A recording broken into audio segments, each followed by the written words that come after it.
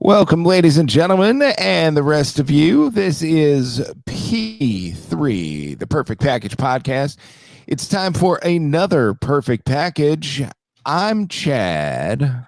And it's, in fact, your boy Dave.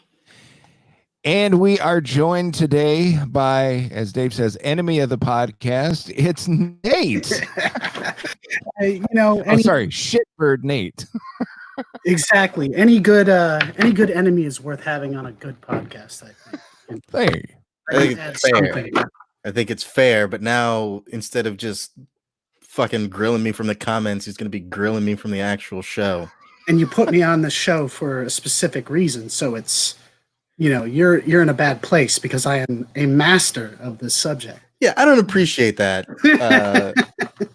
I immediately regretted the suggestion after I made it because Chad was like, all right, yeah. And then I was like, fuck, no, I can't walk it back. Yeah, no, I was like, oh, yeah, no, this is it. This is my time to shine. That's right. We are live once again tonight, broadcasting worldwide on the Facebook and the YouTube. Can we talk? Can we just take a fucking moment? Because okay. I just what we do. Yeah. I just want to point something out, and I'm going to try and stay calm here because I know the expectation is that I'm just going to freak the fuck out because sometimes that's what I do. But I'm not gonna. I'm going to keep it together here because it's all good. It's cool. It's not really that serious, although it's kind of really annoying. And that is the fact that I've started picking up your dumbass old man tendency to put the in front of things unnecessarily. And I'm not happy about it. I was talking to somebody the other day, right? And I'm just like, now I don't play the Call of Duty. And they were just like, excuse me, what? Yeah, that's pretty forward thinking the way you're really giving whatever you're talking about a full punctuation to what you're doing. The Call of Duty? No, that's just old man shit. No, man, I think Call of Duty fine. Do you play the Fortnite? Oh, yeah. Luckily, I haven't. Do you dab on your haters' graves? I've never dabbed in public. I've only ever dabbed on my friend Jordan because he manages to hate it more than I do. So at that point, it becomes a matter of principle. I don't like it either, but no. Luckily, I haven't hit full on old man status and started adding S's to any things. Because if I was just like, now I don't play the Call of Duties, and I definitely don't play the Fortnites. See, now that's the best way to do it, though. If you're going to put the in there, you got to pluralize it. You got to put it with the S. Yeah, somehow pluralizing this. No. I don't want to get there. I'm not there yet. Listen, I've told people plenty of times I'm super excited about being an old man, but it's not time yet. We haven't gotten there. I haven't fully gotten the grays going. I got to get those going before before we fully lean in. I assume Chad is going to try and just corrupt your English English mind as much as possible, and by the end of all of this, it'll just be an irradiated mess, which is it'll just be sopping my goopy whatever's left of me off the floor like he used to know how to talk. Right. I'm just excited because tonight you full on get to talk about the Star Wars. Oh, the Star War? Yeah. As they say. You unpluralize it when it does with it. Yeah. If it's already pluralized, you have to drop the S. The rules, Dave. You really need to figure this out. I was around for the Star War. That was back in my day. Yeah. Fuck off. A long time ago. So before we get into explaining exactly what we're going to draft here, Star Wars style, I want to determine the order that we are going to go in tonight. So I've concocted a game to play between the two of you, and the winner will get to pick the order of tonight's draft. And definitely has its advantages tonight more than ever, I think. I agree. Somewhat. If only for the last round. But anyway, we'll get to that later. So since Star Wars is a Disney property now, I want to for a minute focus on one of their key film franchises and see. And now, if I don't know if you guys want to just whoever fucks up first is out and the other one wins. Whoever wants to go first. I would like you guys to tell me the exact order that the Pirates of the Caribbean movies came out. Ooh. Man. Shit. So is the first one called Pirates of the Caribbean? No, there's a colon in there. There's always Do all of them there have a is. colon? Yeah, they all have a colon. All right, I'm gonna So go. they all start with Pirates of the Caribbean Right. colon. Colon. Anything with Johnny Depp's got a colon in it. Okay. First one. Pirates of the Caribbean, Curse of the Black Pearl. Very good. Okay. Yeah. The second one, Dead Man's Chest. Yes. Fuck. Third one is If you get this one, I'm giving up. something about Davy Jones locker. That is incorrect. What? It's got that's the one with At World's End. at World's End. That's the That's one the- that had I knew the next one, but after that, I don't know. And then On Stranger Tides Mm-mm. and Dead Men Tell No Tales. Mm-mm. nope, would have been completely out on that one. So which one of those lines up with Johnny Depp being accused of beating the shit out of Amber Heard, and which one of those lines up with Amber Heard beating the shit out of Johnny Depp? That's a really good question. And yeah, that Depending if Don't you know. ask Johnny Depp or Amber Heard. yeah. Johnny's like, all of them. All of them. Yeah. She was beating Yeah. the shit out of me the whole time. All day, every day. None of that was makeup, mate. That was just hanging out with Amber for 2 hours before set. Yeah. I'd show up and they'd be like, oh, you got a practical effects artist at home. Yeah, that's it. But is it just me? I like Johnny. That's fine. But I feel like in a fight he would be the most passive aggressive dude ever, and I don't think I could really deal with that in an actual fight. I'd be like, I can't do this anymore, Depp. I'm I gonna mean, wait. like and- whip you with his scarves or Yeah, like he would just he'd be like, he'd turn it around on you. He'd make you feel guilty for even yelling at you. He'd just pull every little like mental thing out of the book. And I'd like to think of myself as an intelligent person, but when it comes to a fight against Johnny Depp, I believe I would be out of my element. I don't know. I'm not really sure what causes me to feel that way. You know, I don't 100% disagree. I think he would be kind of a dick, even as he was getting his ass beat to the point where you lost all your bluster. He'd be like,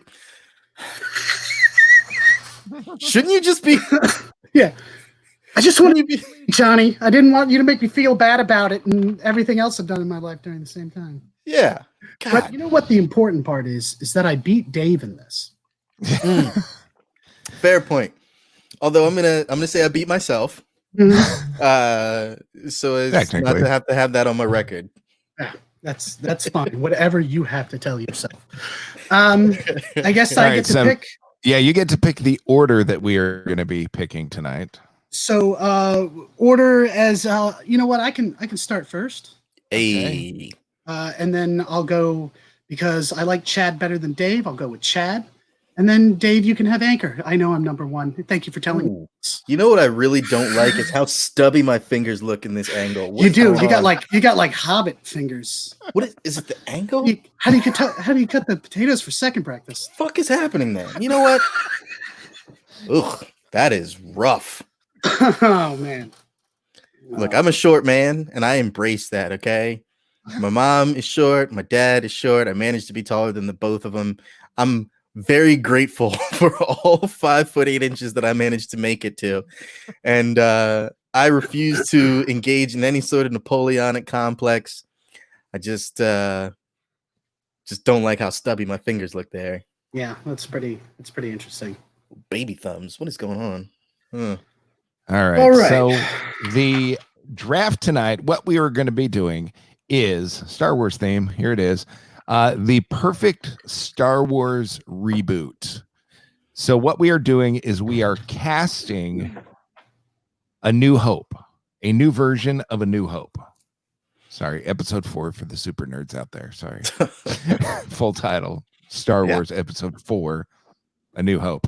The OG, the OG Star Wars. So how we're going to do this is a little twist on what we've done before. We're going to take the 4 main characters in order of screen appearance. So we're talking the voice of Darth Vader, Princess Leia, Luke Skywalker, Han Solo. Those are the 4 big ones. We each get a pick as who we would cast today if we were to make this movie. And then we will debate it out and decide the one that will be in our reboot. And then for the final pick of everybody, we all have our 5th and final pick. We get to pick one character of the entire saga that we want to reboot, who we're going to reboot it as, and there is no argument. That one is set in stone. So the final round will be interesting, to say the least. But to kick us off, we're currently going to be casting the voice of Darth Vader.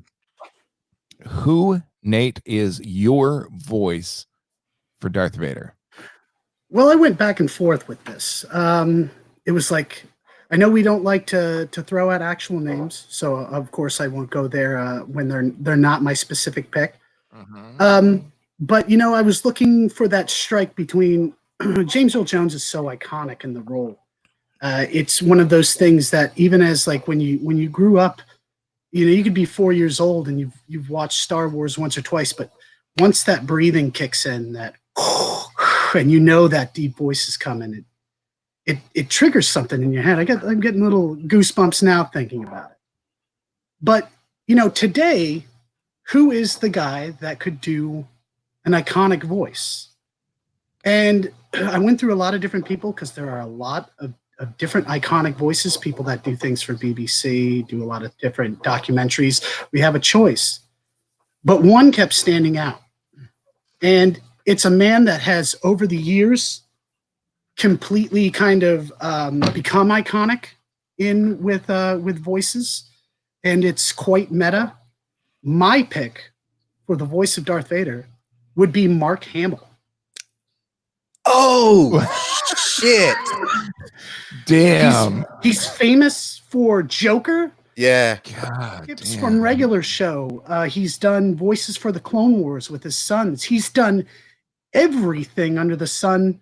People know him. My kids know him more for the Joker's voice in the animated series than they do for actual Luke Skywalker Star Wars.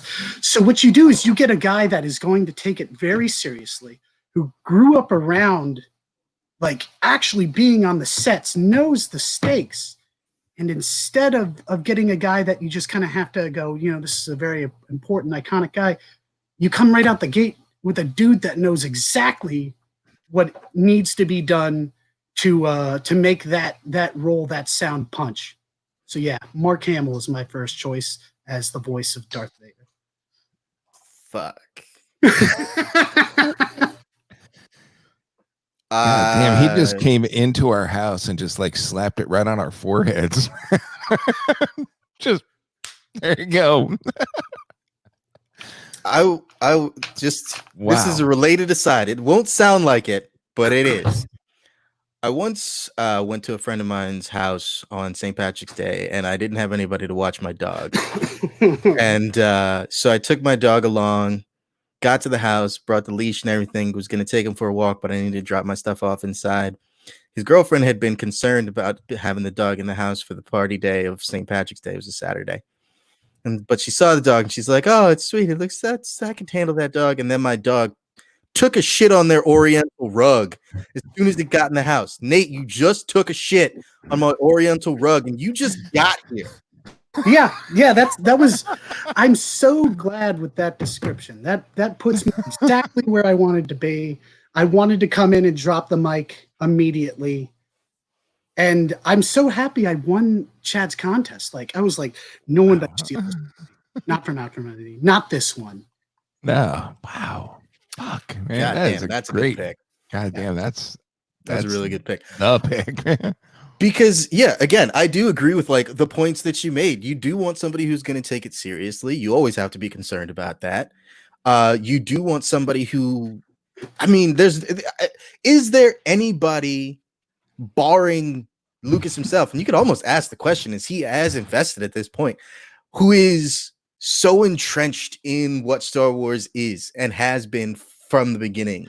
Is there anybody more than Mark Hamill? And I would say no. Mark is pound for pound the guy that is the most active on social media for as far as someone that outreaches for Star Wars. He does tons of just everything.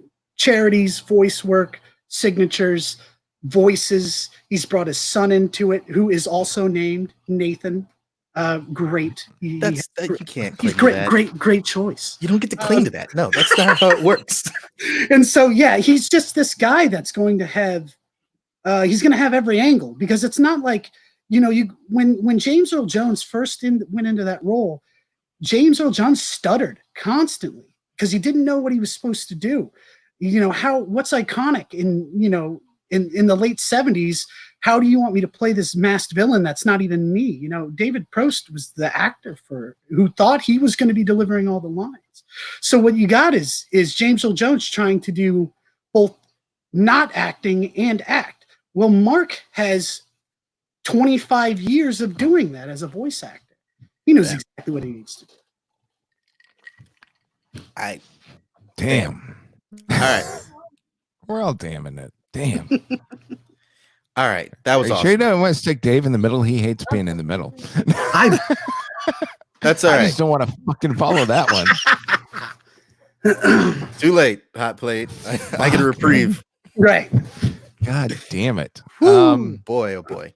All right, what you got, Chad? Well, it doesn't hold a fucking claim to this, but it's a voice that is, I would call it haunting. I would call it unnerving. And every time I hear the guy's voice, and now they're starting to make it where you just hear the voice because the face doesn't really clash with it.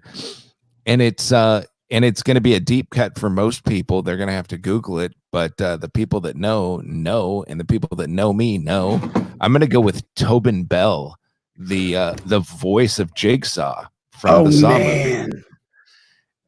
Just that there was a season 2 on not season 2, but a season as well of The Flash, where he played this speedster like the Flash in this big metal suit called Avatar, and it was his voice. And every time he had his face to face with Barry Allen, I was just waiting for him to say, "Hello, Barry. I want to play a game."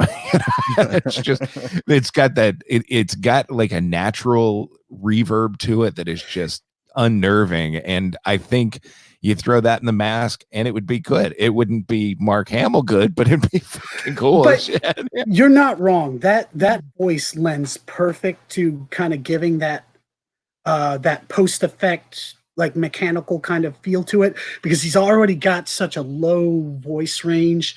And it still strikes the chord for what you're looking for, because you're still getting an iconic voice.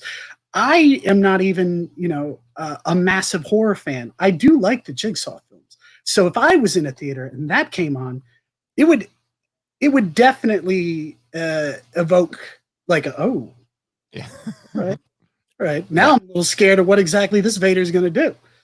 Yeah, it does put a different spin on the voice of Vader. In terms of, what are your expectations from this version? Because again, if we're hitting a reboot here and there's knowledge of what it's going to be already, and you get a different voice on that level, people are going to be like, oh shit. Mhm. Okay, what kind of Vader are we getting now? What kind of movie are we getting now? Yeah. Also very true. Also very true. With Mark, it's going to be organic. With him, it's going to be like both. You're getting that piece of Vader, and at the same time, it's like, oh man, like I'm not exactly sure how you This know ain't Grandpa's Vader here. exactly. Yeah. Yeah. Oh, Okay. that's a good choice. All right. We'll see how this one goes over. I kind of went in the same direction as you, Chad. I was particularly inspired actually by my favorite scene from Rogue One, which, if I had to say, like genuinely, Rogue One might be my favorite Star Wars movie in the main series, or not in the main series, but like as a part of the main storyline. Simply, I don't know. I went into it with odd expectations. I won't say low expectations. I went into it with odd expectations because you know how it ends, right? Oh, yeah. You it's got to go a specific way because it leads up to the opening of the trilogy. So, all right, we know how it ends. So it's really just, how do we get there? What are the vehicles we get to tell this story, to get to this point? And how do you surprise people when they know how it's going to end? And I think that movie did a stupid good job of telling a story that I was super interested in, even though I know how it's going to end. It got me in this place where I'm watching and I'm seeing the characters and I'm like, at a certain point, I'm invested, and then I'm like, oh shit, right, they're gonna fucking die. Damn it. I'm like so excited to see these characters, and I'm like, damn, these characters are gonna be, they're gonna be dead. Damn. And then that scene right at the end with just like dark hallway, little bit of red light, and just Vader's saber lighting up the hallway, and that's the only light you get, and just the terrifying horror film walking down the hall, everybody's freaking the fuck out. That was the first time I was like, oh right, he's terrifying to regular people. When he holds him up to the ceiling and he walks just underneath him and slices the guy in half, and he just traps him behind, it's like, no, all right, this is what this dude is now. Yeah. So I was inspired by that, again, going in a sort of almost like a horror movie villain, that mystique about him. And I was trying to figure out who's got a voice that conveys that. And Jigsaw is a really good one. I would agree. And I definitely think Mark could do that if you wanted to go in that direction. My first thought, though, was Anthony Hopkins. Oh, yeah. Anthony Hopkins, his voice when he wants it to be is sinister. Obviously Silence of the Lambs, just that ability to creep you right the fuck out while saying both completely normal things and things that are absolutely insane in this calm, collected, sibilant hiss of a voice. It's that you're completely right. For another Disney property, it's the good reason he was a great Odin. Mm-hmm. Because he was this guy that seems really grandfatherly. He's like a nice guy when you meet him, like originally in Thor, but when he doesn't want to deal with his sons anymore, he lays that voice out, and you're just like, I wouldn't mess with that guy. Yeah. You put that into you drop it a little bit, you put a little bit of that reverb in there, put a little bit of that mechanical in there. Like you said, you get a little bit of that back end of the Silence of the Lambs. Mm-mm. Yeah, just Vader out here like like, what are you doing? No. Sipping Chianti through his visor. All right. Wow. All right, so what do we think? Do we want to pick it now? Yeah. Debate it out? Look, we can debate it, quote unquote. Yeah, quote unquote. If you want to. I think there's only one answer here. Yeah. God. I agree. Yeah. I agree. Tobin Bell's awesome. Thank you. I was waiting for it. Now, since we're rebooting this, we didn't talk about this, but reshooting the movie. Mm-hmm. So think Star Wars, New Hope, 21st Century Fox logo, fanfare, the crawl, and then the black stars, and the ship flies over. Opening shot of the film. What if we recut it? Opening crawl, black screen, red lightsaber lights up, and it starts with that final scene from Rogue One, where starts where you see Vader just go ape shit. And some people have recut Star Wars in ways that put that scene as kind of like the beginning. So you see that scene and Leia, doing her thing, and then the Tantive flying off out of the Star Destroyer, and then they start New Hope there. There have been people that cut that, because you're right, Chet. That's like it's an excellent like little primer of just Episode 4 is an older movie. It's hard to tell the stakes right at the beginning. You're dealing with kids, you're dealing with people. I don't know these people. People are being attacked. Oh my God, this guy in a dark suit shows up. He starts choking people. What exactly is going on? When you do a reboot or something like that, you've got people already know the story. You've got to make it compelling. So something like that would really put people immediately in the seats going, no, we're gonna get this side. We're gonna show why the Sith are so badass. Wow. Yeah, because when you watch New Hope, it's like, why is everybody terrified of this guy? Yeah, and it took us what, 8 movies before we got to say, oh, that's why. And for then, a late 70s movie where star things. When I say star, like movies like that had been around, but nothing of the scope that Lucas was looking to do. Nothing that was so just absolutely compelling, because Lucas had decided, I'm going to do at least 2 of these in the very beginning. I want 3. He left so much out because he was sure he could build upon it later. And that's why it's so interesting in the late 70s, because you get these cuts where it's just, I have no idea what's going on. This is cool. I'm really enjoying this, especially in, the late 70s, where you're going, I've never seen anything like this. Like, why are these 2 robots cool with each other?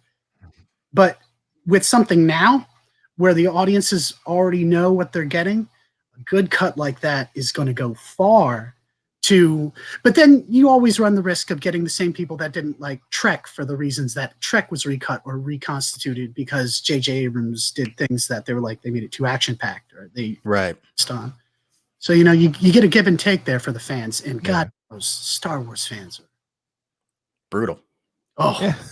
Absolutely brutal. They are one of the worst. It's like we just, shit on somebody's grandma, but to say, but I think opening up with that scene, it's not really doing anything more than bringing stakes in right out of the gate. Right out the gate.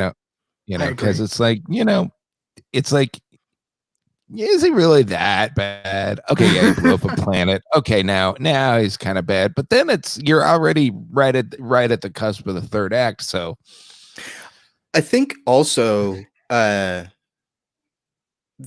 one of the films that outside of Star Wars, but one of the films that really has stuck with me in terms of how do you frighten the modern audience, right? That's not just jump scares, because you can have somebody jump if you just throw something out the screen and give them a sting of high violin music. Sure, they're going to jump for a moment and their heart rate's going to go up and then they're back to normal. But how do you have that shit stick with them either throughout the film or even after the film? And one of the movies that does that for me is It Follows, where you're like, this is not about beating the thing and being done. This is about keep moving, motherfucker, because eventually deal with the situation. Yeah, it's constantly dealing with the situation. It's constantly having that terror. It's constantly having that pressure of the thing coming after you. And so it's like, okay, how do you emulate that in a film like Star Wars? And I think the way you do that is, as you said, you put that at the beginning and then you just don't come back to it. And everybody's like, well, what about that shit before? Who's that fucker? What's he doing? When's he coming back? And then you realize, oh yeah, he's the reason literally everyone is terrified all the time. And then you go, that one dude, yeah, holy Yeah. shit. Yeah. Yeah. But Mark Hamill, I think his voice would be perfect for it. Yeah. And the best part is Mark would probably absolutely, if you offered him that part, he would say no. You would love, that's a dream casting, but he's got this big idea that Star Wars needs to be for the generation that it's being developed for. Mhm. That's a lot of the reason why when they went and did the Clone Wars and they needed voices for certain things, he said, well, I'll do the ones that I'm known for. Because he has quite a few voices he does for the animated series. There's 3 or 4 in there. But he wanted to do they wanted to do Darth Bane, who's a big, guy from the books. And he just he was like, I don't want to do it. I think I'd rather hand it to another generation of fans, and he handed it to his son, who has done voice work as well. And so it's kind of like this whole symbolic thing. But no, I mean, if I had to say, great picks, guys, but All right. Put him away. Put him away. Jesus. This is a family show. right. I'm sorry. Except if you're listening with your kids. Get your shit together. All right. Pick number 2. It is your turn. Because we're doing Serpentine. Oh, yeah, it's a serpentine. All right. So we're going with Leia. So this is actually, I think, my weakest pick. But I really think it fits in with the rest of the stuff that I came up with. And I do think that if we're going with a sort of modernish reboot, you want somebody in Leia who is strong-willed, who can portray strong-willed really well. Somebody who has that look of sort of mischievous intelligence all wrapped up in one. And this was another one that came to me quickly. I couldn't think of anything better. I don't know if it's the strongest, but it was Emma Stone. I hope you came up with somebody else, bud. Great, Dave. That's a solid pick. I hate you for a variety of reasons. I'm just going to add that to the pile. I was just like, she is. So in interviews, in the film she's in everything, she is exactly that person. She's so intelligent. She's always got a half smirk on her face while she's talking to people or interacting with people. And then the other part is, I'm sorry, that voice would make she's got the perfect voice for somebody who's just gonna put you in your place when it needs to happen. And a lot of my view was when I tried to figure out my Leia, was I would think in my head, laugh it up, Furball, and I would put different people's voices to it. Emma Stone, it just ran like silk through that line, and I was like, it's the perfect pick. It's the perfect pick. But you know what? I'm also not a huge actor aficionado. My Star Wars is where my massive base is there. So I am very interested, since you stole my pick, to see where Chad goes with this now. Because I have another person, and if this person is also taken, I don't know. Play jizz. So with mine, it was Emma Stone was on my radar, but I almost thought she was too on the nose, too cute. Oh, okay. Needed someone a little more girl next door, but in the later movies could clean up well, so to speak. Somebody that's gonna look good dirty, but look good cleaned up too. That makes sense.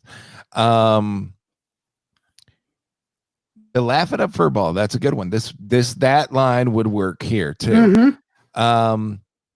And could pull off the Cinnabon hairdo and all that shit.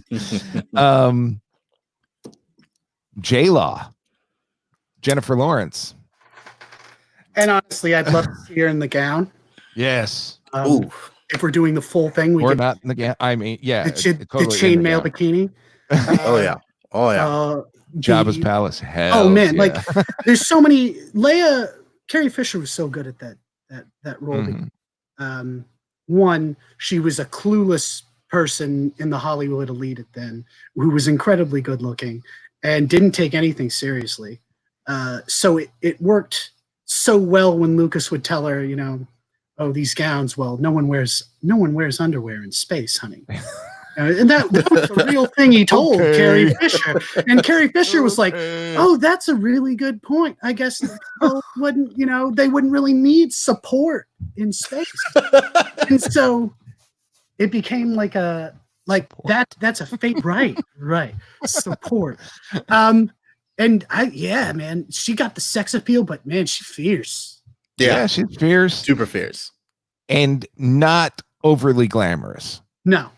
She does have that girl next door quality to her, where Emma Stone's got the big eyes and the big lips and the anyway, had a Very moment. smart.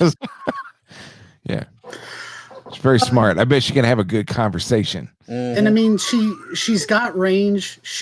You watch her talk where she's talking about carbs and pizza. Like she's a funny chick that doesn't who takes those serious roles, but at the same time, you can tell like her personality wants to gravitate towards being kind of a sarcastic asshole, which Mhm. that's Leia. She's a smart, sarcastic asshole who's just like, if you're not going to save me, I'll save myself. Get Right. out. You think Absolutely. Hunger Games, then you think, just any red carpet interview with her where she's talking about, like you said, eating pizza and belching and stuff like that. And she does weird crap like Mother and other things. Mhm. If you went to her and said, all right, for this scene, I'm going to have you in a trash compactor with a bunch of people and you're going to have crap all over you. And I just kind of want you to ad-lib maybe a couple things. I could totally see her busting out a couple of iconic things. Yeah. I myself I do enjoy her, some of the movies that she's in. And Oh, yeah. that is a fantastic pick. Yeah. All All right. Well, my first pick was taken, but I had the a second in the pipeline because I said, Emma, she's got that curvaceousness to it. She's got that glamour and at the same time that sarcasm. But there's another person, another girl in another just fantastic actress that has the range and does a lot of different things. But with a reboot or a remake, you often see for newer audiences more action involved in the movie. True. So you need someone who's also willing to be able to do the stunts, do the craziness. No, we can't use a stunt person for this one. We need to, we want you in there yourself. And that had me land on Margaret Robbie. And the reason being is I'm not a massive fan of hers, but I watched Birds of Prey recently, Mhm. and you get a lot of her just basic personality off of that because she pushed so hard for that movie because she said that it was a lot like the way she felt like a superhero movie should be. A lot of women empowerment, a lot of badassery, a lot of cursing. She doesn't give a shit, what needs to be in the scene. I think in some places she might be like a little lacking where, you're going to need some of those more iconic shots where those hips are jut out and everything. But at the same time, she's got no problem busting out that sex appeal, that wry smile, that fantastic, dry humor that is Leia. And I think Margaret Robbie could really kill that role if she needed to. And I didn't know until I saw her on an award show, has a British accent. She does. Yeah. Yeah. Yeah. Which would play well in the whole Princess Leia thing. That was kind of subtle with Carrie Fisher, but I think if they laid into it a little more, it might. You might Bring give it a something out. little bit of its own thing. Alderaan very much space. I don't know. I mean, it's kind of like a space England as far as like a space parliament. You know, you have Alderaan was an interesting planet, and it was outwardly like always trying to deal, those backhanded blows to the Empire. So you need someone that can kind of convey that, and at the same time, all you're ever really going to see of Alderaan is pretty much a blasted rocky place. And it's not my first pick, but I still think it's a damn good pick. Yeah, you smile, man. I also like Margot Robbie just in general. Like, obviously, there's a huge amount of sex appeal there, but just watching her in the movies that she's been in recently, and just kind of going back and looking at things. Yeah, she's chosen well. Like, in terms of establishing, sometimes you get somebody who booms in popularity, and then they're just like, "Fuck it, I'm gonna do every script that's thrown at me." Yeah. I think she's done a great job of finding good roles and trying to establish a career. There's a lot of like different things that she's done, so at least you can see some range there. It depends on who you have directing this thing. They might be throwing a lot of different stuff at Leia because she just does so many different things. Yeah. All right then. So who's our pick? Dun dun dun. Well, I was all for I was all for Emma Stone, but I mean that's a hard one because I am both actual fan of both J-Law and Stone. Margaret Robbie, I think fits she fits the character, but I mean out of you two, I mean, I'm going to be honest, Dave. I like your Stone pick, but I'm going to go with J-Law just because I would love to see her I would love to see her. I'm like, oh, that. I didn't even think of that. We'll be Stevie together, Oh, yeah. 100%. For me, the break point between those two, because J-Law was the other one, like when I was kind of balancing what my pick would ultimately be. The break point was the voice. Actually, because Emma Stone's voice is so fucking smoky. Yeah. And I know that Carrie Fisher's voice was smoky raw. For all the wrong reasons. For all the wrong reasons. It was not naturally like that. But I came to appreciate it in the later films, that sort of just like, she seemed battle worn, and I know that came from a life of just battle with various different things, but that voice became a part of the character for me, and it made her, I don't know what she would have sounded like had she had a cleaner life up until that point. I have no idea what she might have sounded like, but man, did it add a weight to that character in the later films, of just like, she's been through some shit, and I think that Emma Stone's voice carries that a little bit more. And to speak on that, you're absolutely right, and that goes to Chad's pick as well, because J-Law has that. She has that voice as well, where it's definitely got that. It's not so much a rasp, but it's got like a kind of tone to it that separates it. Like if you're walking through an electronics store and she's speaking a line, you don't even need to turn around. You can tell that's got weight. It does. And the same with Emma Stone, but like you definitely, both those picks hold it. With Margaret, you wouldn't get that. I'm gonna leave this one up to Chad then. Split the picks, let Chad decide. I think we should I think I'm gonna hold judgment until we hear some more of the cast to see who it's gonna play well with. Okay. Rather than obviously picked mine. Oh, fair enough. All right. So Nate, you're up next, and it is time for you to pick your Luke. Now this is a hypothetical that I have dealt with a couple of times.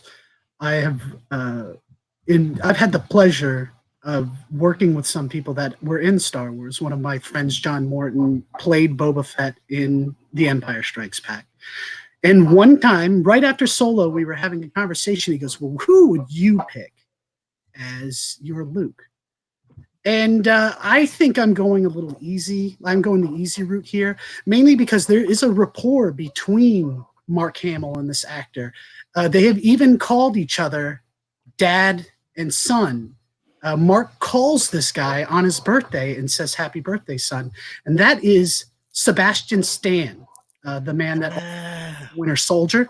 Oh, God, if that's you a look great one. if you look at his face, if you cave it that Luke boy cut, like that farm boy cut, but you wanted to go for a guy that had a little bit more muscle on him because you're going for the reboot, you're going for, but not a ton, because Sebastian Stan's a good actor. He's going to be able to slim and go down as he needs. But damn if that guy isn't going to be able to perform, not just in the look, but the action movies in general seem to be his thing. He enjoys the action and the movement and a lot of the things that both sci-fi and the comics. I mean, as the Winter Soldier, he's just a fantastic Winter Soldier. And if you hear him talk about it, he loves it. He loves that style of movie. So yeah, Sebastian Stan is easily my pick for Luke Skywalker. Okay. That's a great pick. And Yeah, I've seen that side by side before, and it's uncanny. It is. Yeah. It is, and it is I think it's like a softball pick, but I kind of sat around and thought who could do it better. And I mean, Mark has lobbied for, if there was a remake, that Sebastian Stan would play him, because he says that he thinks Luke could be done very well by Sebastian. And I don't disagree, because I have a lot of respect for Mark Hamill, but it's not as if Mark Hamill is doing, he's not Alec Guinness. He's not our old Obi-Wan. He's not doing theater. Mm-hmm. Mark is, by his own admission, like a decent actor. He believes he's a better voice actor than he ever was an actor. So with Sebastian, it's like, you don't need a ton of range to do this character, but what range you're going to need, you're going to get out of him. Okay. I dig it. Yeah. I dig it. He never ever. Oh, yeah. Yeah. Look at the eyes, man. That doesn't even make sense. What? Like, it doesn't even make sense, man. You cut his hair. People will do a double take when you release the 4K, the 8K box set when this thing comes out. They're going to be like, well, what the hell, man? Just CGI young Mark Hamill. Just a little. You're not even going to need to pay for 40% of that CGI. You'll get the same thing. Just do like half of his face. I have never seen that. Yeah, that's wild. It is ridiculous. Yeah. That's crazy. Damn. Yeah. Okay. So there you go. We just for the listener, the audio listener, Dave just took his shirt off. No, it got hot in her. Shoo. Hot in her. No, we just did the side by side. Google that. It's crazy. Man, God damn, what happened with Margot Robbie, man? Because fuck, you've been cleaning house here. Yeah, I mean, I got a few that are going to be golden, but there's a where I'm too close to the material. I'm like, I don't know. All right, Chad, so I've got two picks here, and look wise, neither one of them really fit the bill. But my whole thing here is I need whiny Luke. Oh man. Yeah. Iconic bitch Luke is the if you know, I'm gonna go to get power converters or Toshi Station. Yeah, I was gonna go get power converters at Toshi Station. You're like, shut up, Luke. I mean, I got 2 kids, and I'd be like, Logan, shut up and go back and do your chores. I don't want to. So I gotta go with, to deliver that line, I need whiny, I need squirrely Luke, I need bitch Luke, like you said. But it's a reboot. It's a movie. and the goal of the movie is to sell tickets. So I'm going with Tom Holland. Yeah. I mean, yeah, sure. And I mean, you know he's what? hot right now. Oh yeah. He's a bitch. What? And he, Hold He's on. a rich bitch, but he likes playing a bitch. I'm not. You know, he doesn't have really a problem. Like, no one's expecting Parker to win any confidence contest. no. Here's my question: is Tom Holland going to be an A-list Michael Cera, where he ends up playing the same goddamn character in every fucking movie? Wouldn't that be Michael Cera's dream? If Michael Oh yeah, A-list Michael Cera? he would love that shit. He would. Now, I'm not shitting on Michael Cera. I've enjoyed Michael Cera in the shit that he's been in. I love Scott Pilgrim. Yeah, get it out. It's fine. That One movie, more time in English. Scott Pilgrim versus the World. There it is. You know, I actually even liked him in Year One, even though it's fucking weird. That Jack Black one? Yeah, Oh man, that's a strange movie. that's an off the beaten path. And I loved him in This Is the End, like just as a dickhead, like riffing on that whole he's the nice guy thing, whereas in fact he is a dickhead. Like I love that. So not hating on Michael Cera, but it just like is one of those things where you're like, I don't know at this point if he tried to stretch, if he tried range, would anybody even take it seriously? Would anybody even be able to see him as not Michael Cera? But yeah, I just hope Tom Holland doesn't end up like that, because I do like Tom Holland as an actor, and I hope he doesn't end up just playing Peter Parker for the rest of his days.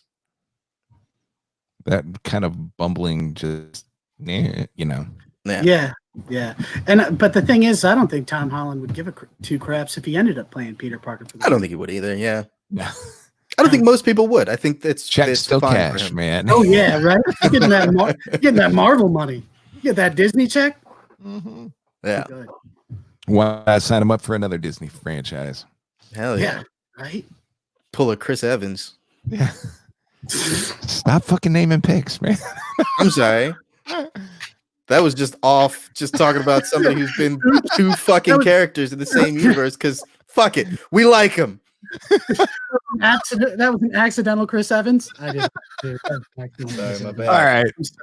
It is Dave, it's time for your pick for Luke. All right. So this Or is did one you of pick Michael Cera. I did not pick Michael Cera. That would be fucking We're going Weird. for a bit, right? yeah.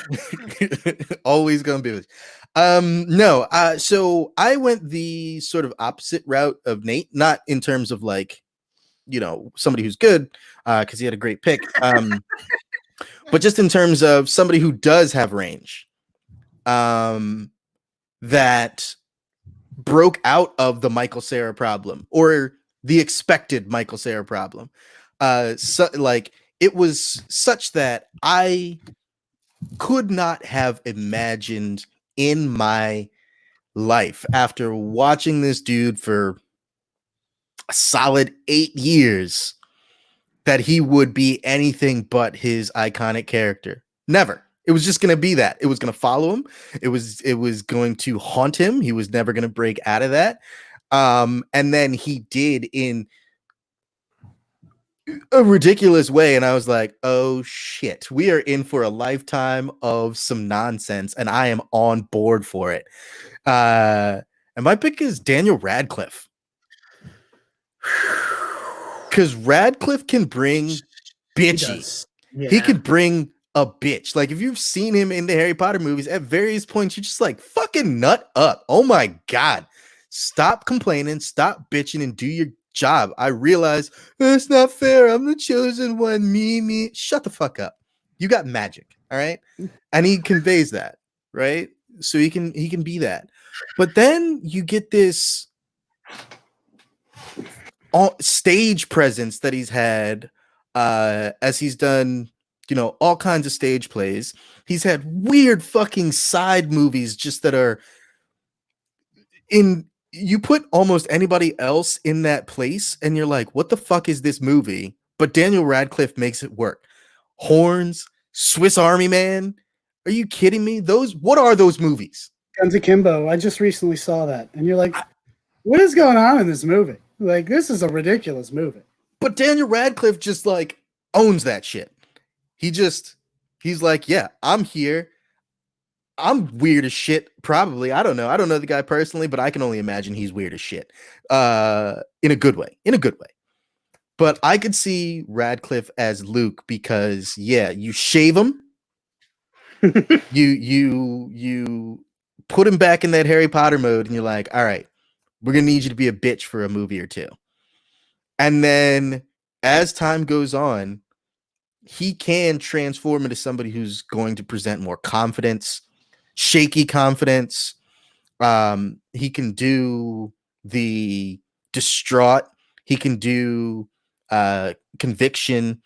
And then again, if we want to do this, mirroring it, I think Daniel Radcliffe is going to be one of those really prolific older actors. I think he's going to be doing this for a very long time. I think he's going to lean into his sort of style of weird. And I could see him at like 50, 60 years old being old Luke and just owning that shit. I could definitely see him as an older Luke. Yeah, like he'd end up growing out that beard. I have a hard time seeing him as normal Luke, though. I don't know if that's the problem with just as much as Harry Potter has done to him, as far as that is. Man, he can be a bitch, though. He can be. It's not necessarily the same flavor of bitch, though. Which kind of puts a cramp in it. I think he would have to reach, and he would have to, in the same way that we're talking about, like maybe a different Vader, maybe a different quality of film. He would have to reestablish the Luke character. Yeah, still a bitch, but a different kind of Luke, as opposed to being sort of in the same vein. I do agree with you on that. I don't think he could pull off the same kind of early Luke that Hamill did. Well, I mean, Hamill did it because he had no idea what he was doing. True. He had no acting experience. They were just like, we're gonna set these smoking skeletons out, try and look shocked. Yeah. That scene, you're like, I feel like I would have been a lot more upset if the people that I grew up with, he's just like, oh no. It's like, oh, this is too precise. And you're like, well, fuck you right now, Ben. Like, I don't care if it's too precise. Who gives a shit? Like, they're still very dead. Goddamn. Wow. All right. So what's our thought on this? I like Sebastian Stan. I'm gonna say this is another easy one. I think this is another easy one. I'm not trying to come into you guys' house and just show you how it's done. Because look, man, if you ever have me back, you're gonna put me in a different situation. Oh yeah, whip my asses, both of you. You're gonna both of them. Both ships are gonna be completely destroyed because I do not have near the amount of knowledge that you guys do on a lot of the other genres of movie. Here, though, I keep saying, yeah, my house. Thank you for having me on that. I'm just saying, your house is beautiful. Be careful. Be very careful about how you answer questions moving forward. Because as soon as you're like, oh, I don't know very much about this, I'm gonna be like, Chad, we need to have Nate on for this other topic. But no, I got to give it up. Like, even before I saw that picture, just thinking about your description of like, yeah, Sebastian Stan, what I've seen of him, and the way that he does things, I could easily see him as a solid ass Luke. Yeah. So I'm gonna throw my pick there. Yeah, me too. And I think picking Sebastian Stan as Luke, that makes my decision easier. I'm gonna go with Jennifer Lawrence for Leia. I think she would be good against him as Leia. Yeah, they'd be a good give and take, and siblings aside, you're gonna have that. They definitely have the facial features look about. It looks a lot more same. So you those people that are the new gen from the reboot that might not know, obviously, that's what's going on. People will be like, man, I don't know. I agree. I definitely agree. Emma, I think Emma would play better off of somebody else who's a bit more sarcastic. Like, Han. Yeah. She's going to be better for Han, but she's going to do better. But J-Law is going to be better for Luke. Yep. All right. So speaking of, it is time for your Han. It's time for my Han.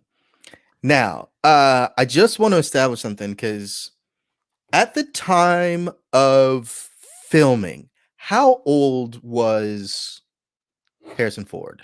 In his early 30s, I believe. Okay, he just always looks old. Dude has never looked young. He's never looked young. So like, it's wild. So I actually looked for slightly older actors. I'm gonna go in a slightly different direction. Not necessarily an older actor. 33 to answer your question. 33? Okay.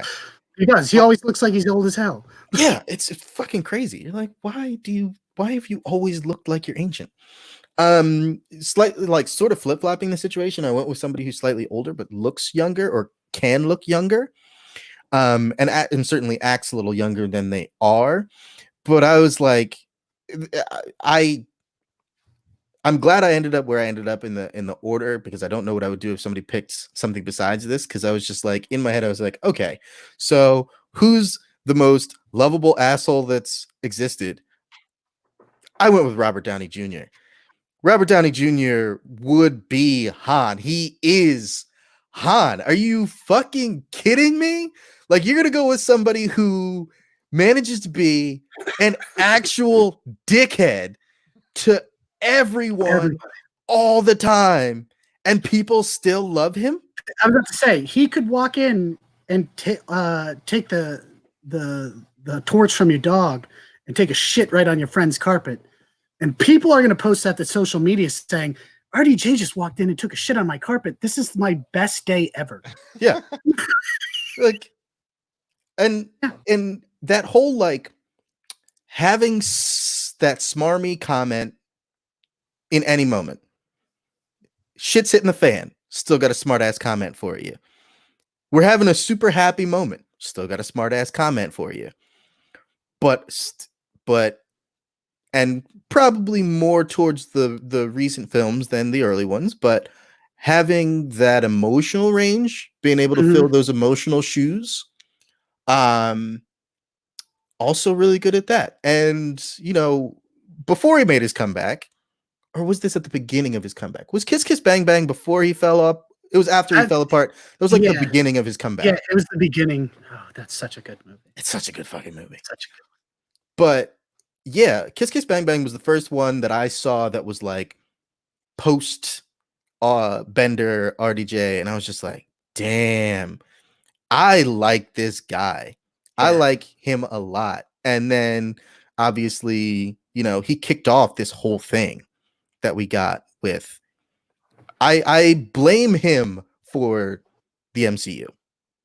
If that, I mean, they knew Disney was like, we're taking a chance, but it was like a solid gold chance. Yeah.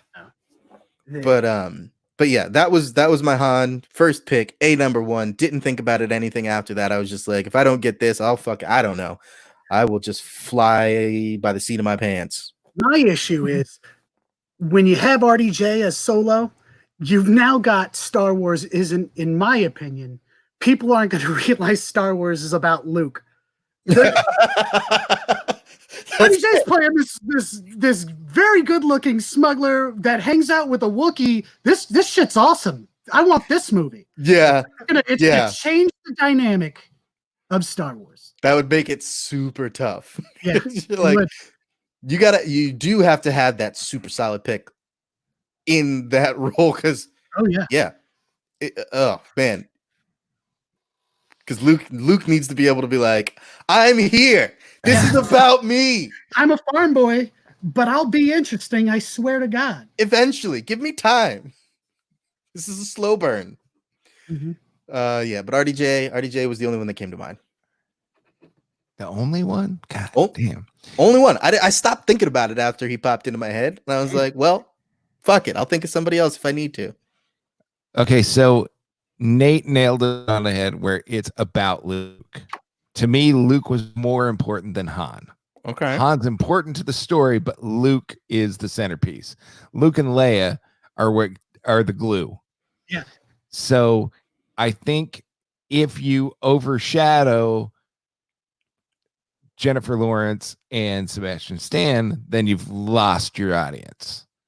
You've already got, At that point, you've got RDJ on those two. you can't do two D-list celebrities and then throw an A-lister in a supporting role.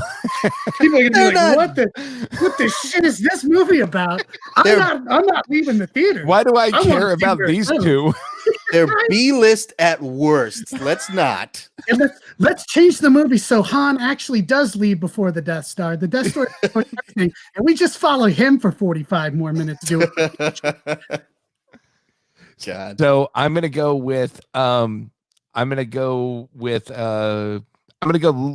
lesser known in the mainstream, but the people that know him and love him, hopefully. I'm gonna go with my favorite Canadian. I'm going with Stephen Amell, Oliver Queen from Arrow as Han Solo. And you know what? As a fan of the Arrowverse, when you talked about Flash, it kind of brought a smile to my face. As a big comic fan as well, I really like that you talked a little bit about Flash there. I love Stephen Amell. I do too. I think that he plays a very straight shooting character with Oliver. No pun intended. Right. Right. He plays a very interesting, drier character on Arrow. But if you saw him in Ninja Turtles, if you saw him in a couple of other things where he's trying to have fun in a popcorn movie, yeah, that's an amazing pick, honestly. I yeah, love Stephen Amell. That's because he's like Sebastian and especially J-Law. They're definitely Sebastian's here, J-Law's here. He's like somewhere. Like people are going to know him because of television. Right. That helps get him quite a bit of, people understanding and following him a little bit excited. He's never going to overshadow Luke and Leia. And at the same time, he'll be able to throw that quip and give you that dead look. And you're just going to be like, when you talked about the laugh it up for a ball line. Oh yeah.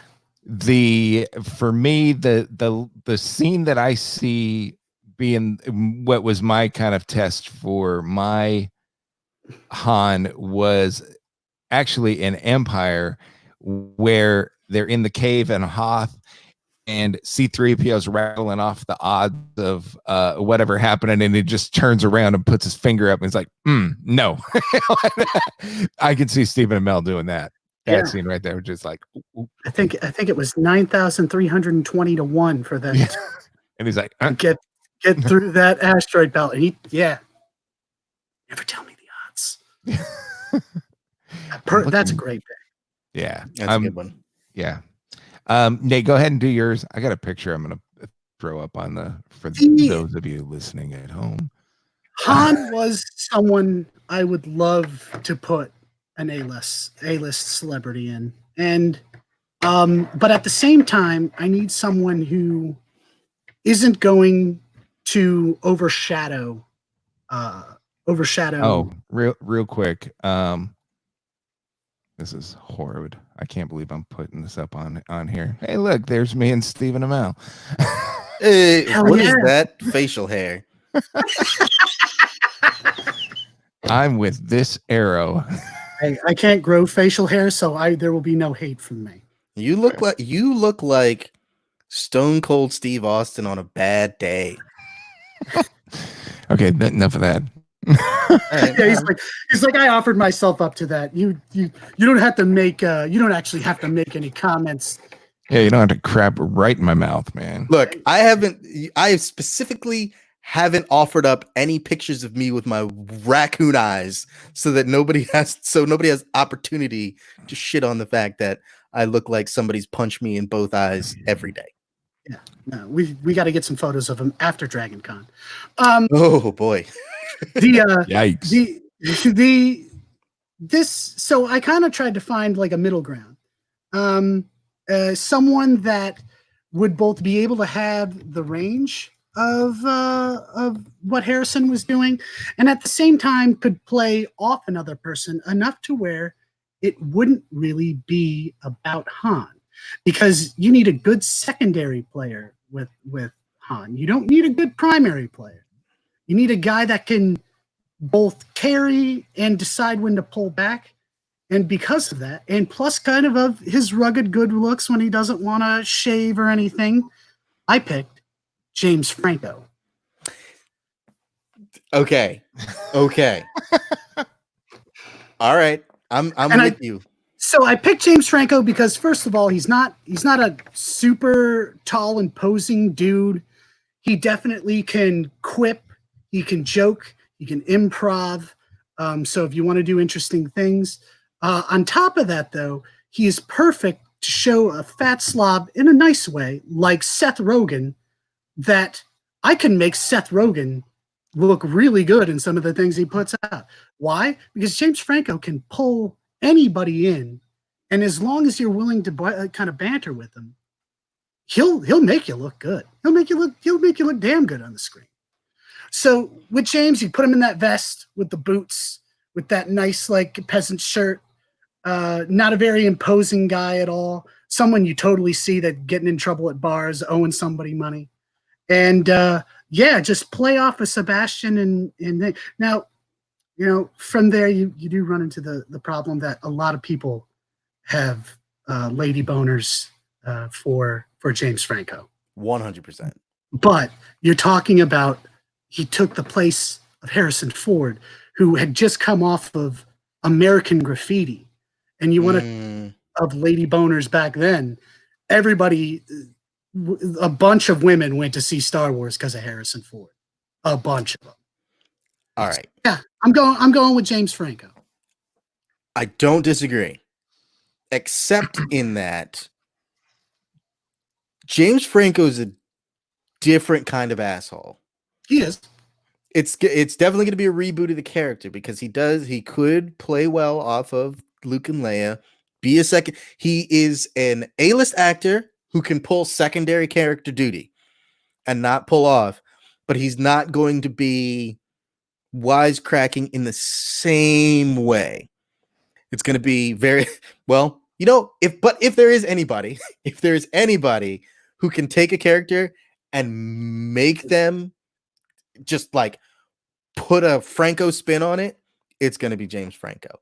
Yeah, you're going to get like an interesting feel to it.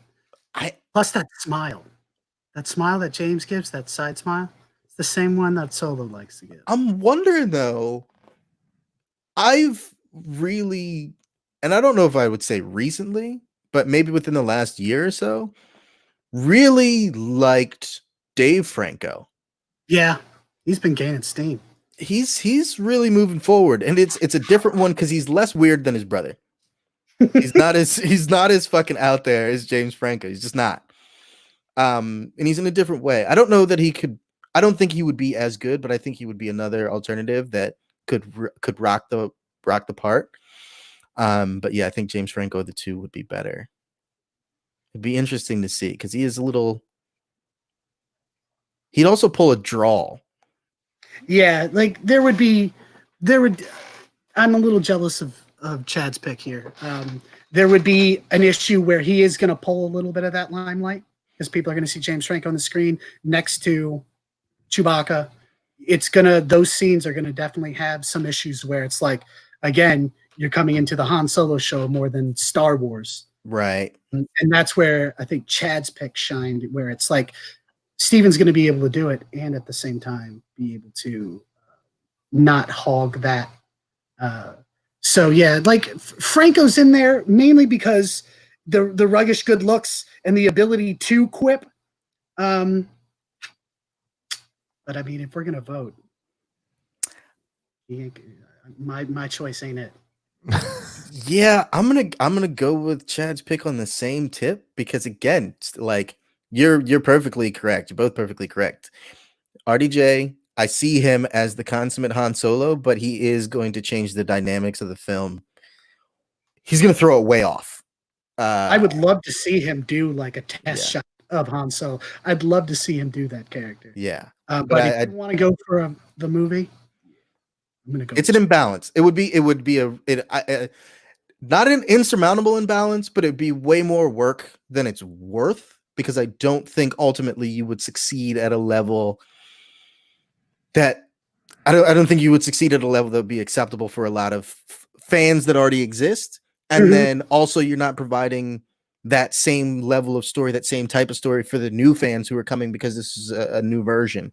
They're getting a very different experience with RDJ in that role. I like Stephen Amell. I do like, and I haven't watched a lot of the CW, superhero stuff, but because of Chad, in the same way that I've picked up the stupid ass "thes" before things, I have dabbled a little bit more than I had planned on into those series, and I've more Flash. They're the best thing. I love Marvel. And Marvel in general tends to be the thing that I love the most.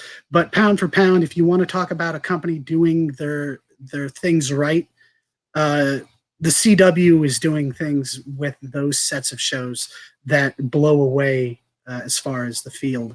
And a lot of that comes from Stephen Amell's ability to work with really any of those people and help launch their careers in those things. And that shows his versatility for being able to pass the torch when he needs to. So yeah, I'm completely with Chad on this. That was a perfect pick. Yeah, I mean, I'm curious to see what the budget for this reboot would be with James Franco. Yeah, just for the sheer amount of replacement scenery you would need from him eating all the scenery. chewing it up. He's chewing it up. He's a fucking psychopath. Yep. In a good way. In a good way. Yeah, you're correct. Okay, so now it's time to have some real fun. It's time for our final picks. No debates, no voting. So Nate, any character in any Star Wars movie. When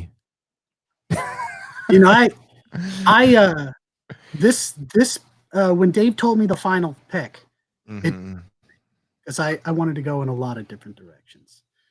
But if we want to go with the reboot of Star Wars, an important character through the entire film series is Obi-Wan Kenobi. Not just in the sense of, prequel era, because we get a fantastic Ewan McGregor. Like he, in my opinion, was the best thing to come out of the prequels as far as what it meant for Star Wars. But Alec Guinness is iconic as the old wizened Jedi who has been looking over Luke his entire life. So I wanted to put someone in that was just as the same level as Alec Guinness was when he took on the role of Obi-Wan, because Alec Guinness hated the idea of something big budget, something that was just a popcorn flick, but he did it anyway. And so what I decided is I'm going with Old Ben by Daniel Day-Lewis. God damn. And the reason being is because he comes from the same background as Alec Guinness, done tons of stage. He's done his movies. He is respected by every actor. If you ask an actor to do a top 5, Daniel Day-Lewis is going to be in there. That man gets so keyed in, he won't do Hamlet anymore on stage because he was so keyed into the role that he saw his own dead father as a ghost on stage that it scared him so badly that his protege had to do the rest of the shows. That is how important Daniel Day-Lewis will find his roles. So you get a guy who isn't really known by the Star Wars crowd. No one knew who Alec Guinness, not really the people that were seeing Star Wars. And you get this guy that is just carrying the entire seriousness of a movie about wars in the stars and droids and just a ton of weird crap coming at you without much explanation. And you then get this guy that's grounded and he's serious, but he's kind and he's brave. And he represents all these things about an order that Luke has only ever heard of. And I really see Daniel Day-Lewis being able to bring the gravitas of what the Force is as a whole to the beginning of Star Wars. The only problem I have with Daniel Day-Lewis is that he might actually become a Jedi. Yeah. And then our entire reality would change.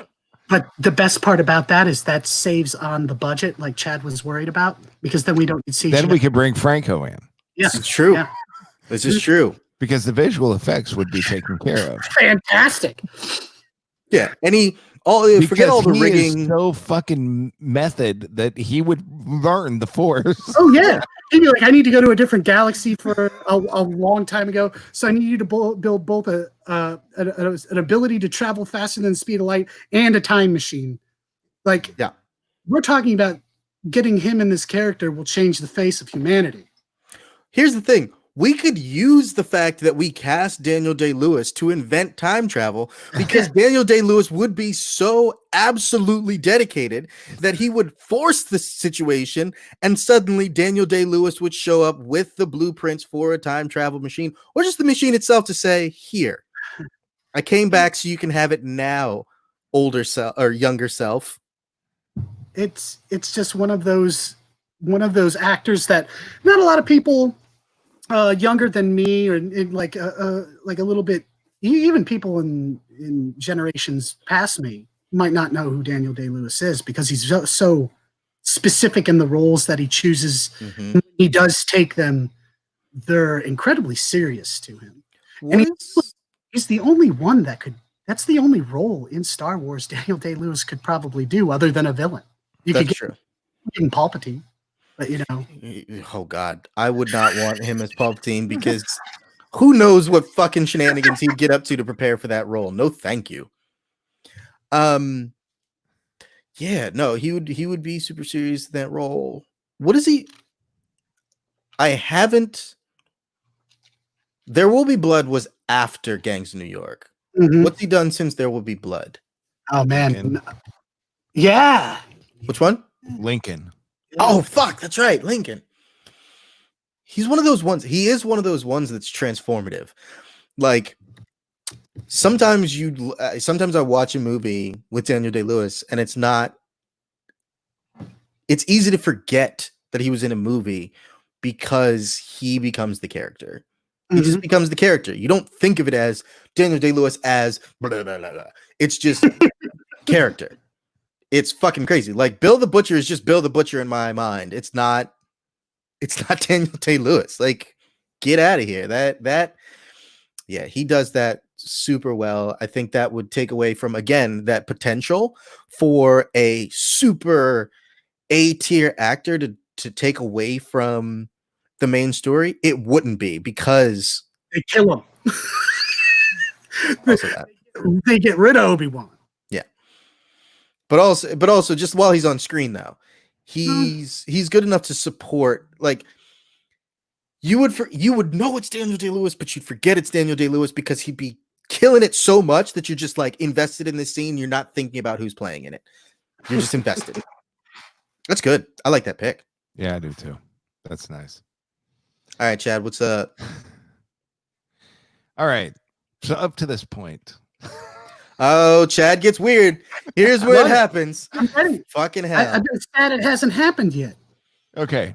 I mean, I did take Jigsaw right out of the game. Jigsaw's voice, and it's a good pick. It fit what we were doing. It is a perfect pick. Okay, so we've got.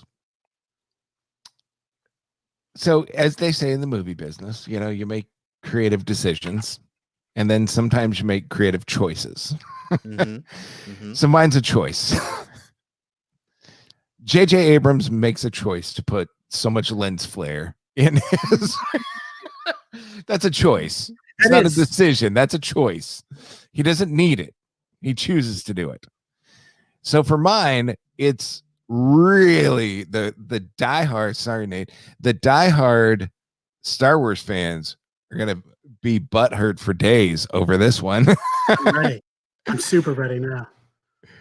But this is a creative choice because we have to reboot it and we can't make it identical. It's just a remake. We need to reboot it. So I'm recasting Yoda and I'm using Peter Dinklage as Yoda. What is going on? Why not? What says he No. has to be a little creature? God, no. What? Why That hurts can't my he? brain to even try and think of how they would remake Yoda as a. He's just, I'm they're expecting this all powerful Jedi master like they always did. nope. And then I you get disavow this little moment. Yoda just do with his little cane. You have, fucking You put the ears on him? no, Oh, no, okay. it's just Nope. they're expecting this vision of this gigantic, Jedi master, and here So comes this. So Chad is doing the double fake out because the movie's trying to make us think that we're going to run into a big guy. And Yeah. we get Yoda. And And it worked. the remake is we're not getting a big guy. We're not getting Yoda. No. Just getting Pete Ink. Why can't we have Pete? And plus, you already cast my one I wanted to take for this, but that's okay. I disavow this moment. I was not a part of this when. Okay, now come on. No, no. No, okay, fine. What's your pick? Fuck you, I'm done. Go ahead, go. Dave, go. Fucking Peter Dinklage. This is. It's not racist. It's not. It's just. No, it's he would can't- be great at that part. He's a good actor. He's a good. He Yoda's can not drop an the actor. wisdom like that. Yoda My- is not an actor. No, he is not. He is a It's mutt. Grover. Exactly. Yoda is a muppet. You don't But- need range for Yoda. You need somebody to do a goofy ass voice and say serious shit. Who did the No, mocap? you need somebody in there to be the sagely person that's going to Was drop it- some wisdom on there. Was it Andy It- Serkis? It was an actor. So Okay, No. yeah, but we're not asking Peter Dinklage to do the mocap because apologies, Yoda is pretty goddamn agile. And let me tell you something, P Dink ain't. the beauty of that is But he drinks, knows Right. things. right.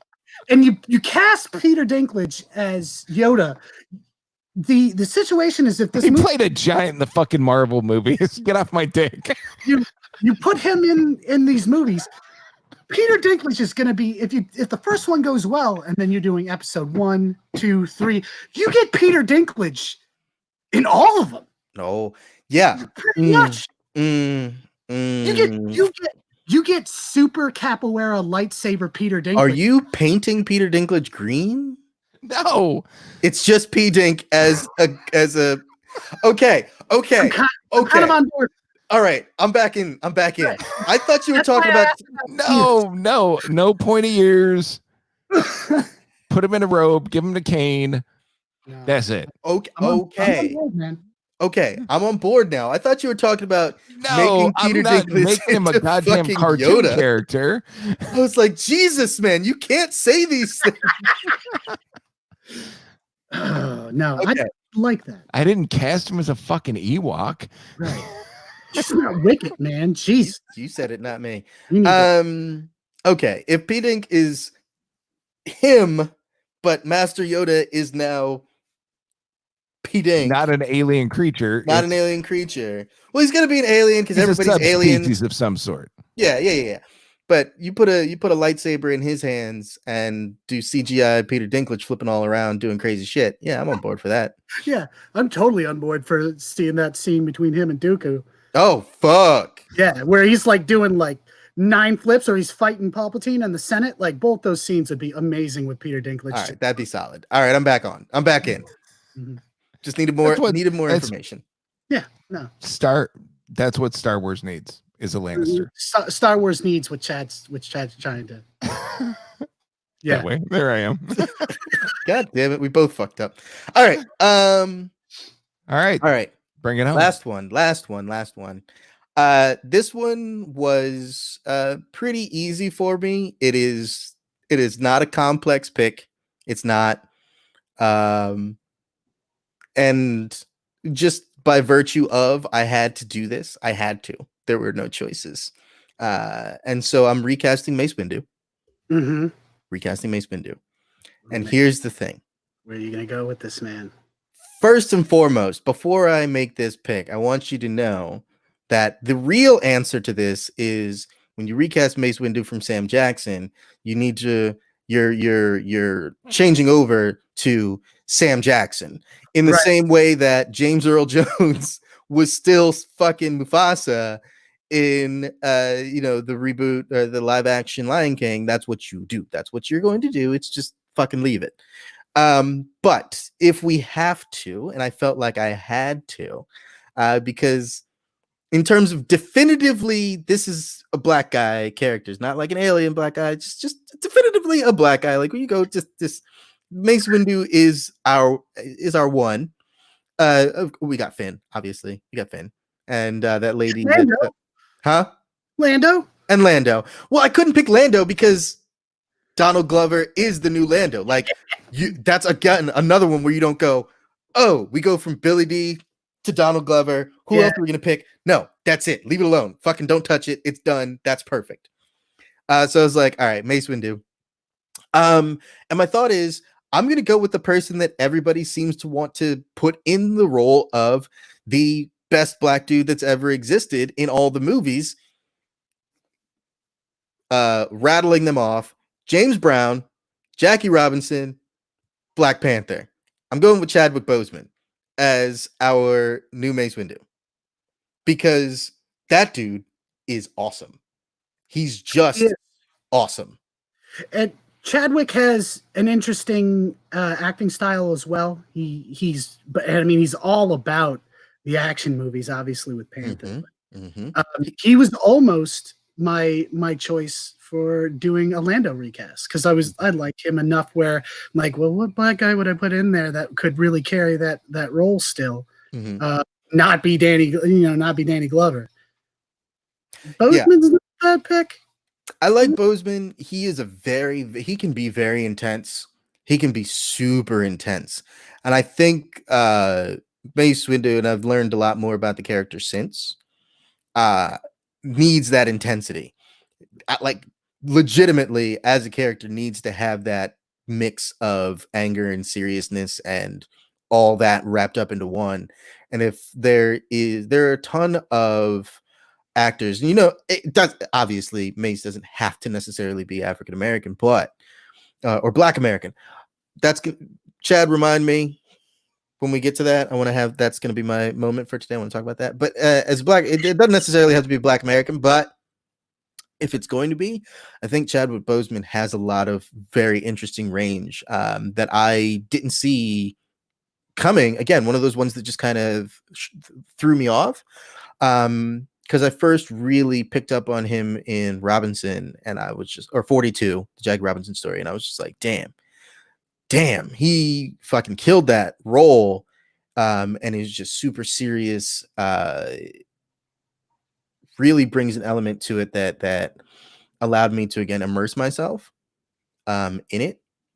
And then when I saw Get On Up, and I was like, damn, he plays a great James Brown. Like, whew. That energy that you have to have for young James Brown, and just like, yeah, he's putting his back into it. And then, of course, I couldn't imagine a better Black Panther. Just could not imagine a better Black Panther. Yeah, no, I as a huge Black Panther was one of my first like comic book heroes.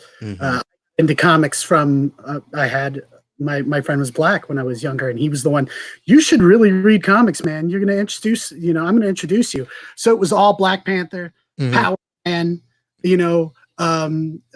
just massive Colossus, like just dudes that not Pietro from X-Men, but a lot of the older Silver Age black heroes were my first people that I dealt with, and that's why I think it is important that you keep Windu black. That he has an intensity to him that Chadwick could really, that his eyes, when Samuel L. Jackson is Mace Windu and he looks at you, you're just like, shit, he's gonna kill me. And you can get that, you totally get that from that character if you put Chadwick in there. And the same, he I think he was built to do action movies and especially those superhero style movies where your range doesn't have to be insane, but when you have to punctuate what you want to do, it's got to deliver. What can do that? Yeah, I like it. I'm prepared for him to be the new Mario Van Peebles. Mario Van Peebles played all the. Mario Van Peebles was was it? Not Louis Farrakhan. He was Malcolm X. Oh, yeah. He did a bunch of like important black characters in movies, and I'm prepared for Chadwick Boseman to just keep rolling on that. I'm excited to see who they decide to cast him as next. But what was the movie he just recently did that I still haven't seen that I really want to look into? All I know about Chadwick right now is he was helping out on Twitter, and people were like, "Dude, you look like the grandpa from the Boondocks." Dropped like 70 pounds. People were like, "You got cancer, dude?" And he's got like the full beard, like he's been stuck inside. But he's one of those actors. He's gonna drop. What was that bridge one, wasn't it? 21 Bridges. 21 Bridges. Yeah, that's the one that I want to see. That's the one I want to see. But yeah, the only one that I hold against him is Gods of Egypt, because that movie should never have been made. I don't know what that was a really weird movie happened, but that movie should never have been made. But that's the only one I hold against him. Other than that, solid lineup. Yeah. All right, so let's recap the actual cast. So we're rebooting Star Wars. Our perfect Star Wars cast is Mark Hamill as the voice of Darth Vader, of course. Jennifer Lawrence as Princess Leia.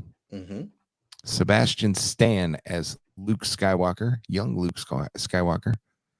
Han Solo, Stephen Amell is going to play Han Solo. Daniel Day-Lewis as the ever-wise Obi-Wan Kenobi. Peter Dinklage as Yoda. Go fuck yourself. I love it. And Chadwick Boseman as Mace Windu. All right. And now, what did we leave on the table? Because I had a couple here. Most of my alternative picks were for the voice of Vader, actually. There were two major ones that just seemed like obvious. If you wanted to go classic, iconic voice, people are going to recognize it. The easy one was Ian McKellen. Ian McKellen has just a booming voice. Like you tell him to put it on and just command, he can command. It wasn't going to be a frightening voice so much as it would just be commanding. In the same boat, but far, far, far more awesome in my brain, was my second place was Christopher Lee. Oh, yeah. Christopher Lee's voice, I don't know, man. Just that dude. Okay. One thing about Christopher Lee that like completely changed everything about him in my mind. And I already liked him as an actor. I loved everything pretty much that he was in. I love the fact that he was just like, I'm going to do all kinds of shit. I just want to do things. I like being in things. Is Christopher Lee loves death metal. Yeah, he's in a he was in a fucking metal band. And I'm just like, one. Yeah. That guy? Yeah. That guy.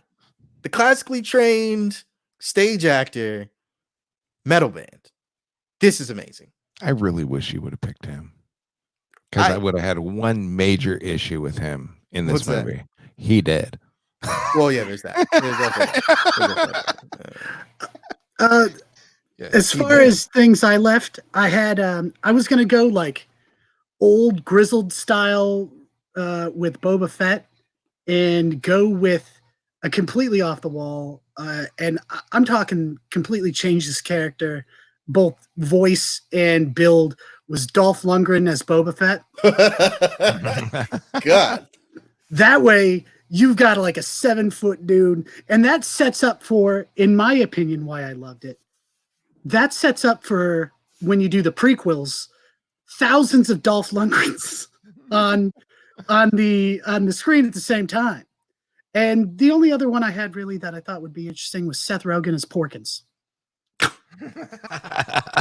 If you get James Franco in there as Han, then you got Porkin. It just, I don't know. It seemed like Seth Rogen's got to be in a James Franco film, and so he shows up.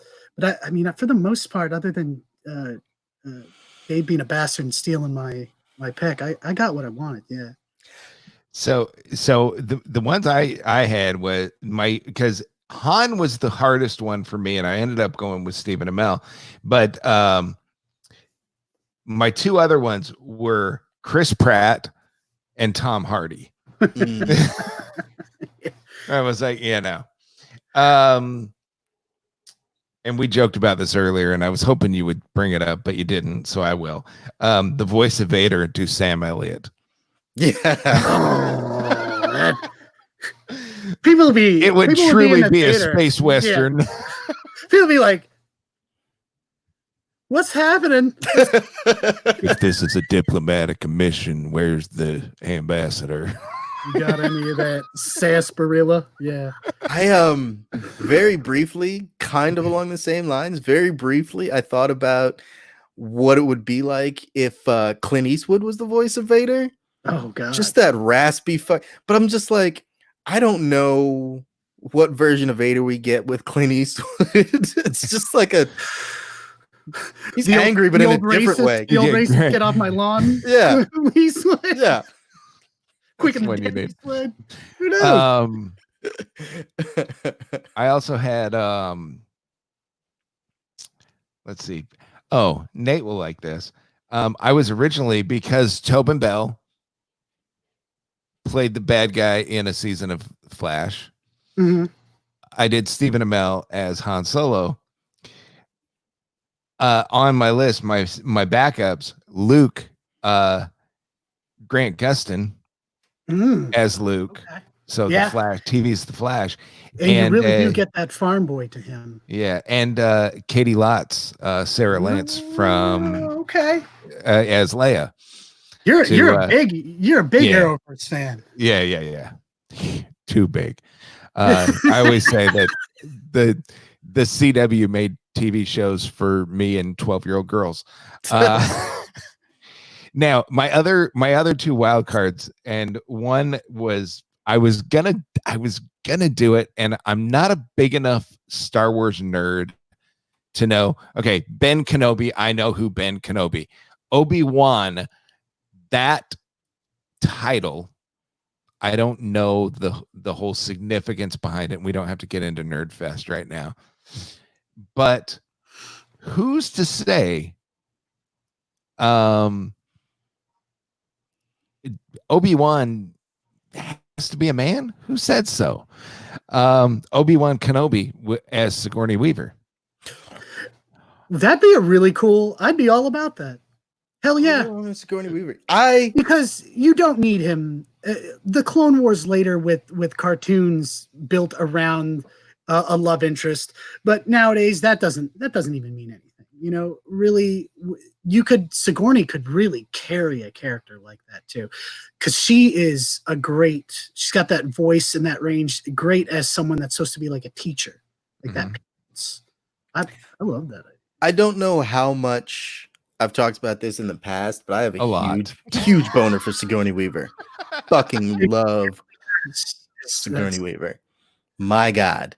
She's got those big old wide eyes. Ugh. All right. And then my last one was to offset what I thought somebody was going to go with. And I said, if it's still on the table, I'm going to do this. I thought for sure somebody was going to go just low hanging fruit and take Morgan Freeman for Vader. I almost did. Yeah. I thought about it. But I thought of a better part for Morgan Freeman, especially if you're going to do Mark Hamill as Vader or Tobin Bell as Vader, Anthony Hopkins as Vader. Morgan Freeman is Tarkin. Yeah, Tarkin. because he's got that angular face too, where it's like Mhm. shoulders and things like that. And I love when You may fire when ready. when a wholesome black actor gets training day. Oh yeah. Because they're like, what the hell, man? Like this shouldn't. When they did that to with Training Day, I thought that was Fucking about Denzel. Yeah. But damn, if people weren't mad at Denzel for that shit, they were like, I 'Cause can't. What's crazy is like, even if you look at American Gangster, where he's not a good guy, you're still like, okay, but he's not He's a lovable. bad guy. In Training Day, you're like, fuck, this guy is a Wow, bad this guy is wow. He's got people PCP, and he's got there's all these things. Yeah. With Morgan Freeman, you get that. Oh well, everything's okay, and it's just like, no, I'm going to blow up an entire planet. Yeah. And You'd be I don't like, care oh shit, I see him. I'm very not scared differently of now. Vader. I'm cool and calm and collected about everything. It's perfect character for him. Yeah. Man. You may fire when ready. Right. I Now- remember Andy Dufresne. You may fire when ready. The guy in the Death Star room laser, he'd just be like, and he's like, I really love it when he says that. Wow. Yeah, for a few reasons. In the same vein, actually, you got me thinking when you talk with the idea that we can kind of gender swap some of these things. You know who would make a perfect Palpatine? Tilda goddamn Swinton. Yeah, She was in there as my Obi-Wan too. Yeah. Dude. Like, get Tilda Swinton in there looking like a fucking alien already, and then make her even more ghastly with those big eyes and just gaunt cheeks. Yeah. Yeah, her eyes would be perfect underneath that hood. Where she kind of raises her chin up a little bit and looks. You just And be just see that, you'd be like, holy fucks. That's Yeah. a person who has zero compunctions about Yeah. doing whatever needs done. zero fucks. Absolutely. I love Right. Tilda Swinton. Don't get me wrong. Oh, I did. Yeah, There's nothing no, wrong with the way that she absolutely. looks, but she's Yeah, got a very unique look. Your hypotheticals are awesome. That's where you should have gone with this. You would have kicked my ass. It's usually how it goes. I'm just like, no, these I'll put on the back burner, and then everybody's like, your secondary ideas were better. What's wrong with your brain? Holy shit. All right. I guess that's it for this week. Everybody, thanks for tuning in. Thanks for watching. A few of you that Thanks did. for having me on, guys. Yeah, and thank you, Nate, for hanging out with us. We will have you back another time when it is out of your wheelhouse. Yes. Do it. And we I'm will being caught off guard terribly. Yes. Dave, what do you have for the fine people this week? A couple things. One, in reference back to what I was saying earlier, I know I can't speak for the entirety of the people, but I think it's just we live in 2020. Just go ahead and say black American. It's fine. Not all of us have African roots. There are plenty of black people in America who come from other places in the world, so they are black Americans. Just like I wouldn't say British American if you're white, or like Nordic. You're just white Americans. It's cool. Asian American, you would kind of do the same thing. Black American works. It's not going to offend a lot of people, and if they get offended, fuck them. My second piece is more Star Wars related, and I thought about it. I've decided that in the far past future that we get to, wherever we get to the Star Wars point, where we're traveling the stars, hopefully that happens one day, everybody's gonna have British accents. That's it. We're as a race of the humanoid race of humans, we're just all gonna develop a British accent because it's the best. It is the best. It conveys all the things. If you want somebody who's kind of a dick, you can do it in a British accent. You want somebody who's really scary, you can do it in a British accent. You want somebody who's really posh and really upper echelon, British accent. not a lot of other accents translate across the spectrum as well. I think we're going to have a big old meeting, and we're just going to be like, look, guys, all of our English teachers, all of our human language teachers, whatever we go with as our universal language, they need to be British. I'm on board with that. So just get ready for it when the day comes that either the aliens show up to give us technology so we can move out, or we decide we got to get off this planet. There's too many fucking people. And yeah, we're all gonna have British accents. So get prepared for it. Sounds great. Yeah. Thanks everybody for listening, and until next time, if there is a next time, we'll talk to you then. Deuces. Everybody have a good night. May the force be with you.